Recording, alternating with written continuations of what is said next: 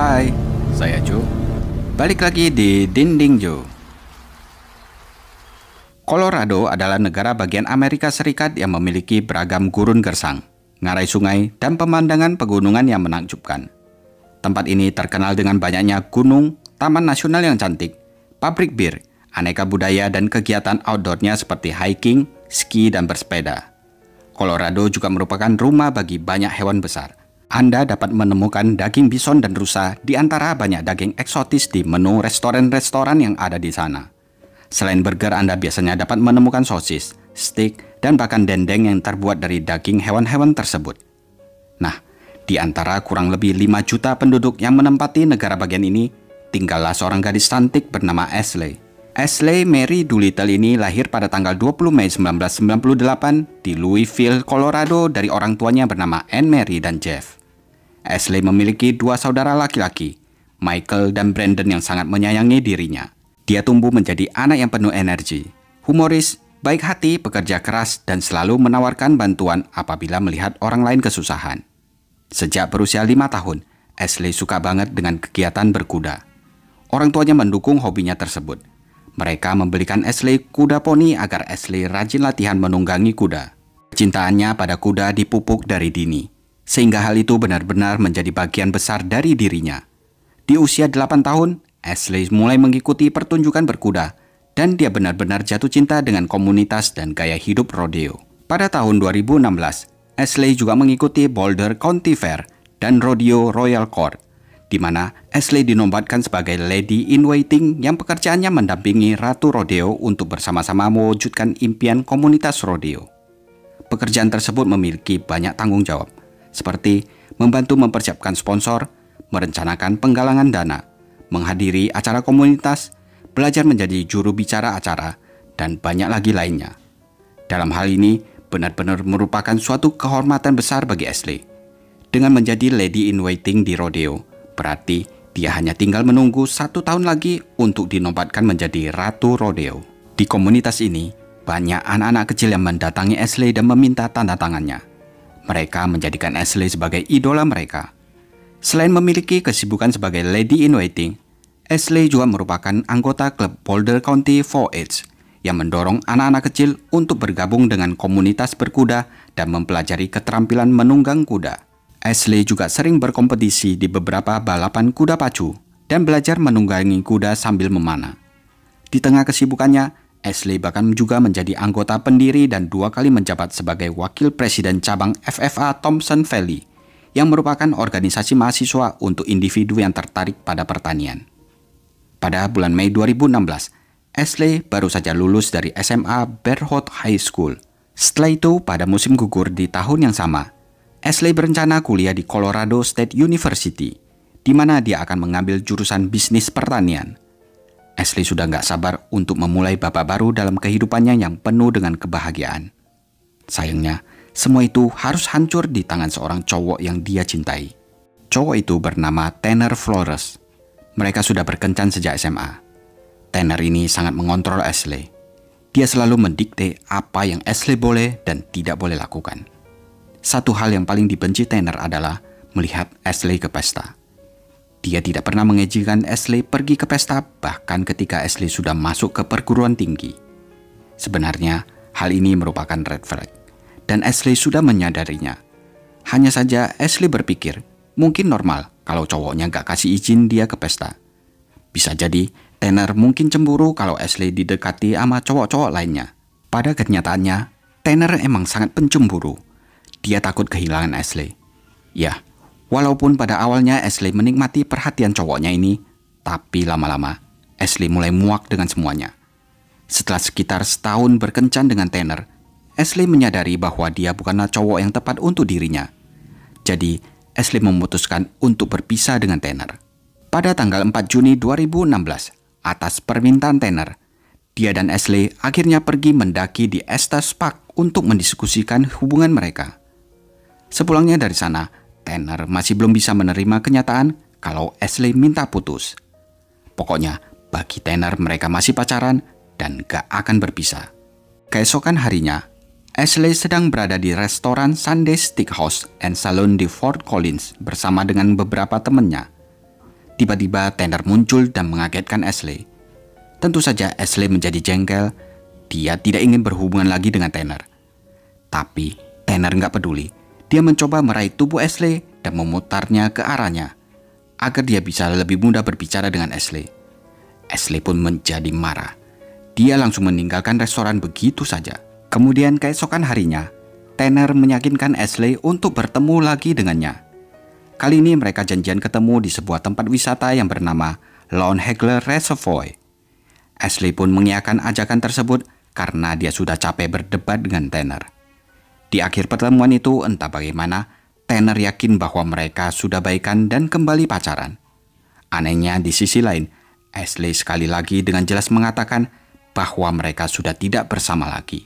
Sehari setelahnya, Ashley kembali kumpul-kumpul di Sunday Steakhouse and Saloon bersama teman-temannya. Di sana dia sempat menghubungi Tanner dan menyuruhnya untuk tidak datang karena Ashley tidak ingin bertemu lagi dengannya. Tanner tentu saja tidak berdiam diri. Dia mengirim pesan ke Ashley kalau mobilnya terkunci dari dalam sehingga dia tidak bisa kemana-mana. Dia butuh bantuan Ashley untuk datang dan menjemputnya. Namun, Ashley mengabaikan pesan ini. Bagi Ashley, Tanner sudah bukan cowoknya lagi. Jadi, buat apa dia pusing-pusing ngurusin Tanner? Keesokan harinya pada tanggal 8 Juni, Tanner lagi-lagi menelpon Ashley dan mengajaknya menjual barang bekas. Dan karena Ashley sudah kesal, dia pun mengiyakan ajakan Tanner. Mungkin kalian heran, kenapa Ashley masih saja mau diajak ketemuan? Ya, ini karena Ashley ingin ngomong empat mata dan berusaha menyadarkan Tanner kalau mereka sudah putus. Singkat cerita, hari itu ketika mereka sedang bersama, Tanner diam-diam memeriksa ponselnya Ashley dan menemukan di dalam sana ada beberapa pesan-pesan yang menggoda berasal dari dua teman prianya Ashley. Melihat ini, Tanner pun meledak marah. Dia menuduh Ashley selingkuh. Ashley pun balik marah dan mengatakan, "Kamu tuh Lia, kan kita sudah putus. Apa kamu nggak bisa dengar? Aku sudah capek dengan kamu." Dasar Tanner bukannya sadar, malamnya Tanner malah nekat menghubungi dua pria tersebut. Dia pengen dua pria itu menjauhi Ashley. Kalian pasti bisa membayangkan betapa kesalnya Ashley harus menghadapi ini. Dan Ashley harus sekali lagi menjelaskan kepada Tanner. Mungkin untuk yang ke-10 kalinya kalau mereka udah nggak pacaran lagi. Lucunya, Tanner masih aja ngotot menanyakan, emang salahnya dia di mana? Kok Ashley nggak mau lagi sama dia? Tanner bahkan mengirim pesan kepada Ashley yang berbunyi, "Aku harap kamu menyadari apa yang kamu lakukan. Kamu membuang aku yang telah memberimu segalanya dan menghabiskan begitu banyak uang untukmu. Kamu terlalu sibuk mencoba meniduri Tori dan Jared di belakangku. Kamu sama sekali tidak setia. Aku tidak akan tinggal diam. Aku akan melakukan sesuatu yang mengerikan yang akan bikin kamu nyesal. Sampai jumpa." Tentu saja, Ashley langsung merespon pesan itu untuk membela dirinya. Dan meskipun dia ingin mencoba untuk tetap berteman dengan Tanner, tapi Ashley menyadari bahwa itu jelas tidak mungkin. Ketidakdewasaan Tanner melalui semua ini tidak ada. Dia terlalu kekanak-kanakan. Keesokan harinya pada tanggal 9 Juni 2016, Tanner mengirim pesan lagi kepada Ashley dan bertanya, apakah mereka berdua bisa bertemu dan berbicara. Ashley mengatakan kepadanya bahwa dia sebenarnya harus berada di Denver pagi itu. Tetapi Ashley bisa bertemu dengannya nanti agak siangan. Sepanjang hari sambil menunggu, Tanner terus-menerus mengirim pesan kepada Ashley. Sampai Ashley merasa kesal dan dia benar-benar merasa terganggu. Tapi dasar Tanner bukannya berhenti, dia tetap saja mengirim pesan. Bahkan salah satunya berbunyi, "Aku merindukanmu." Tanpa basa-basi, Ashley pun langsung mengirim pesan balik yang berbunyi, "Stop, jangan kirim pesan lagi." Sebenarnya Ashley enggan untuk bertemu dengan Tanner hari itu. Hanya saja dia anak yang baik. Jadi walaupun dia kesal dengan Tanner, dia nggak tega nyuekin mantannya itu. Akhirnya ketika sore tiba, keduanya ketemuan di Lone Hagler Reservoir, di mana Ashley langsung melompat masuk ke dalam truknya Tanner saat itu. Malamnya sekitar pukul 19.30, orang tua Ashley bingung karena Ashley tidak kunjung pulang. Mereka pergi mencarinya setelah Ashley tidak bisa dihubungi. Sekitar jam 8 malam, mereka menemukan mobilnya Ashley di area parkir waduk. Dan mereka yakin 100% bahwa putri mereka pasti akan mengirim pesan kepada mereka jika dia berencana untuk pulang terlambat. Tanpa banyak pikir, mereka segera memutuskan untuk melaporkan hilangnya Ashley ke kantor sheriff daerah yang lebih besar. Para petugas langsung bertindak cepat. Upaya pencarian pun segera dimulai. Penegak hukum setempat mulai menelpon teman dan keluarga besar Ashley. Mereka mencoba mengumpulkan informasi apapun yang bisa mereka dapatkan. Nah, dari semua info yang mereka dapatkan, semua orang terus menyebut nama Tanner. Tentu saja, tidak butuh waktu lama bagi penyelidik untuk mengetahui bahwa Tanner ini adalah mantan pacar Ashley yang putus asa karena diputusin oleh Ashley. Seseorang bahkan mengatakan bahwa Tanner telah memposting sesuatu di Snapchat yang membuat mereka yakin kalau dia ingin bunuh diri. Mereka belum pernah melihat Tanner begitu tertekan. Tetapi, hal yang paling mengkhawatirkan yang mereka ketahui tentang Tanner adalah berasal dari ayahnya. Dia memberitahu para petugas bahwa pistol kaliber 22 miliknya telah hilang dari brangasnya. Padahal brankas itu terkunci rapat. Sayangnya, Tanner rupanya tahu di mana letak kuncinya. Jadi sekarang, upaya pencarian dengan cepat berubah. Dari 1 remaja hilang menjadi 2 remaja hilang. Kantor sheriff Larimer County segera mengeluarkan peringatan untuk para wanita muda agar berhati-hati. Menurut saksi mata, mereka melihat Tanner mengendarai truk pickup Dodge putih tahun 1999 dengan plat nomor Colorado 121 XGO. Petugas di seluruh negara bagian Colorado diminta untuk tetap membuka mata. Pencarian benar-benar dilakukan dengan kekuatan penuh. Tetapi pada pukul 8 keesokan paginya, semuanya sudah berakhir. Ada panggilan masuk yang mengatakan bahwa truk Tanner terlihat di properti milik mendiang kakeknya yang terletak di Colbrand, Colorado yang berjarak 5 jam perjalanan dari rumah Ashley. Saat itu sebenarnya neneknya Tanner yang melaporkan keberadaan truk cucunya di propertinya. Dia rupanya mendapat telepon dari tetangganya yang melihat Tanner di sana. Segera setelah neneknya mengetahui hal itu, dia segera melaporkannya ke penegak hukum. Tapi, tentu saja para polisi akan memakan waktu yang cukup lama untuk membentuk tim dan melakukan penangkapan. Jadi karena itu, untuk sementara, mereka mengirim beberapa penjaga satwa liar untuk pergi ke properti milik almarhum kakek Tanner dan mengawasi Tanner dan truknya. Dan juga untuk memastikan Tanner agar tidak melarikan diri. Selama diawasi itu, Tanner melakukan hal-hal aneh yang sangat mengkhawatirkan para tetangganya. Penjaga hutan menyaksikan Tanner melemparkan kain yang basah kuyup dengan darah ke ladang terdekat. Tanner juga memindahkan gulungan tikar ke tumpukan kayu yang terletak di belakang rumah. Mereka juga menyaksikan Tanner mengeluarkan selimut tebal dari rumah dan menaruhnya di kursi belakang truknya. Selimut itu tampaknya berat untuk dibawanya. Dan yang mengejutkan, mereka melihat sebuah lengan manusia yang mencuat. Untungnya, meskipun para polisi belum tiba, Deputi Sheriff Mesa County, agen CBI, dan 3 anggota lembaga penegak hukum tambahan akhirnya berhasil sampai duluan ke properti milik neneknya Tanner. Mereka menangkap Tanner Flores dengan lancar tanpa insiden apapun di tempat kejadian. Petugas dengan cepat menemukan mayat Ashley di dalam kursi belakang truknya dalam keadaan masih terbungkus selimut. Saat itu dapat dipastikan Ashley telah tewas. Dan jelas bahwa Tanner lah yang bertanggung jawab. Gilanya, Tanner pada awalnya mencoba menyangkal kalau dialah pelakunya.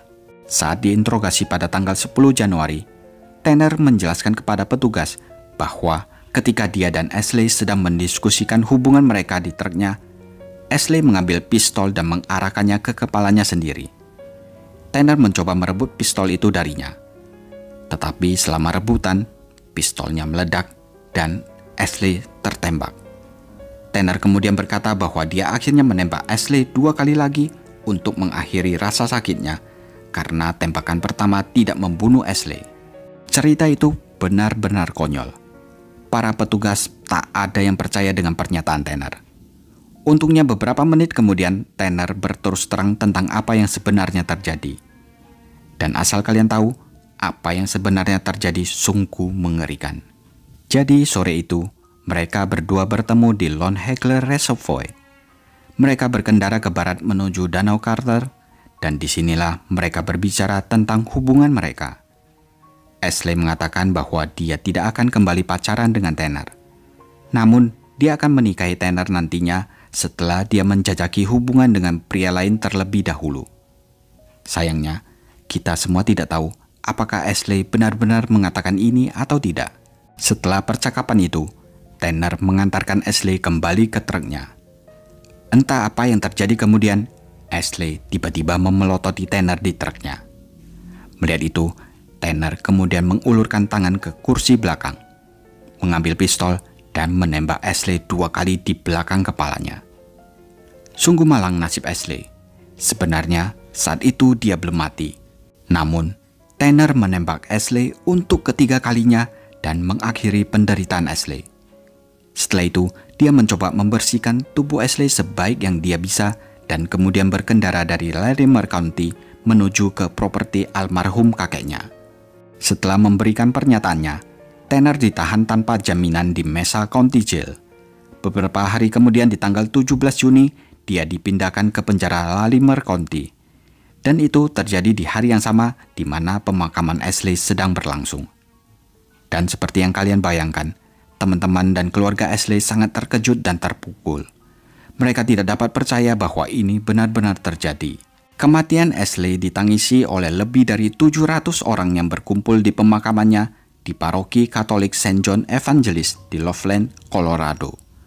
Anne Mary, ibunya Ashley, mengatakan bahwa dia tidak ingin putrinya dikenang karena kematiannya, melainkan karena kehidupan penuh yang dia jalani.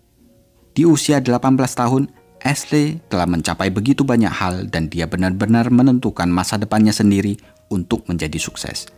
Ashley akan dikenang di halaman Facebook Boulder County Fair and Rodeo. Sebagian karya Ashley adalah berkah bagi komunitas ini dan warisannya sebagai Ratu Pameran dan Rodeo Boulder County 2017 akan hidup selamanya.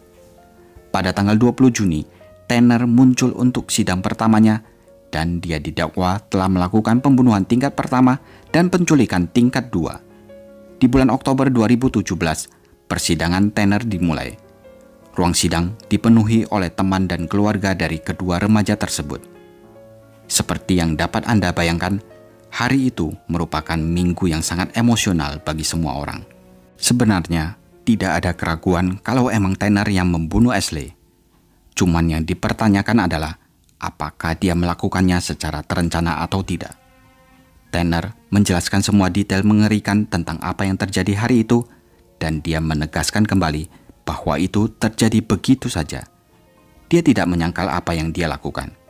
Tetapi, dia menyangkal kalau dia melakukannya secara terencana. Dia juga bersaksi bahwa dia membuang kedua ponsel mereka keluar jendela truk setelah pembunuhan itu. Tetapi sebelumnya, Tanner sempat mengeluarkan ponsel Ashley dan mengirim SMS yang berbunyi, "Aku nggak bisa datang." Lalu mengirim SMS itu ke dirinya sendiri. Sudah jelas, dengan berpura-puranya Tanner menjadi Ashley, menunjukkan kalau Tanner berupaya membuat dirinya tampak kelihatan tidak sedang bersama Ashley pada sore itu.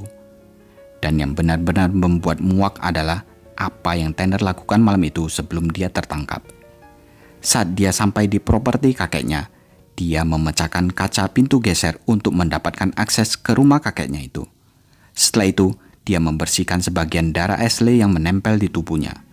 Lalu dia menyalakan TV, bersantai, dan menonton beberapa film kartun sebelum akhirnya dia tertidur. Benar-benar, Tanner ini manusia yang tidak punya empati dan berdarah dingin. Akhirnya pada tanggal 4 Oktober 2017, Tanner Flores dinyatakan bersalah atas pembunuhan tingkat pertama dan penculikan tingkat kedua. Dia akan dijatuhi hukuman penjara seumur hidup tanpa kemungkinan pembebasan bersyarat, ditambah dengan hukuman 32 tahun penjara. Kedua keluarga, baik keluarga Ashley maupun keluarga Tanner, sama-sama berduka. Mereka kehilangan anak-anak mereka selamanya. Nah, gimana menurut kalian? Tulis di kolom komentar ya. I had known Ashley for 7 years. We are a family, you know. Once you're in the 4-H family or the agriculture or the rodeo family, you never leave. At 5 years of age, we bought her first pony, And then she started taking writing lessons then. She was smiling, everybody would soon follow her. Ashley would just light up the world when she came. Ashley would want it that way. Ashley would want to save a life if it was possible. And I know her story has helped a lot of people. I have people come up to me and tell me that hearing Ashley's story made them get out of an abusive relationship, and that will always be her title.